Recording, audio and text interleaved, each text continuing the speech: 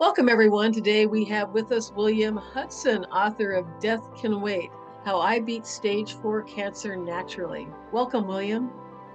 Thanks, Christina. It's good to be here. What inspired you to write this book? I would have to go back to when I was laid off from my job.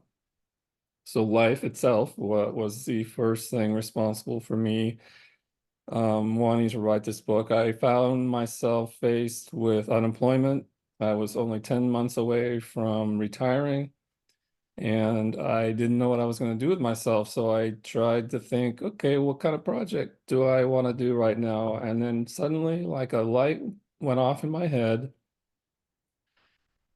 It was almost like God himself speaking in my head saying, you will write a book about how I cured myself of cancer.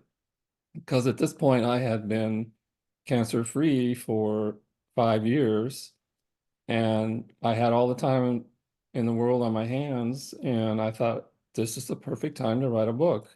And then also, I'd have to say, besides life itself inspiring me, my doctors were sort of inspirational because they gave up on me and told me I was going to die.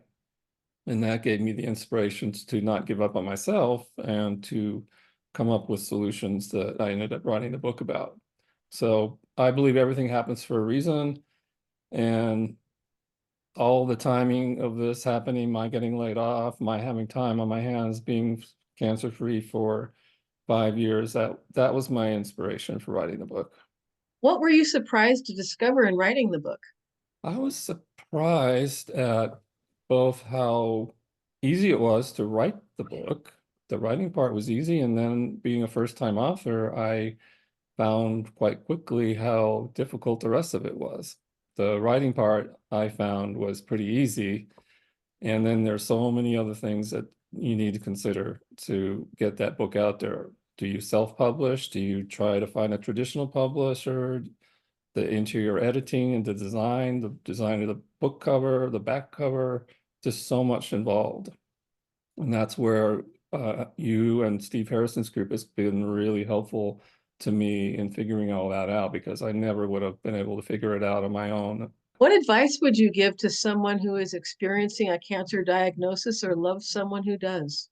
I would say do not give up on yourself, first of all, and find a reason to live. You've got to, there are people in your life, I'm sure, who love you, who need you. Maybe you have sons or daughters or elderly parents, your spouse, maybe you have a dog or a pet. They all need you, they all love you. You need to have that motivation and that reason to live and to move forward. And then I would say listen to your doctors, hear what they have to say and what they have to suggest. But then you need to learn what your other options are, because there are some other options out there that can work to help heal you of cancer, which I found and write about in my book, but that your doctors are not allowed to talk to you about. So don't give up on yourself, listen to your doctors, but do the research and find out what you can do. How important is to have support in working through a cancer journey? Having support in a cancer journey is extremely important. You don't want to go alone on a cancer journey by yourself. So you need to reach out to your spouse, to your friends, to your social media. There are even groups out there that you can find online who have support groups for people who have cancer.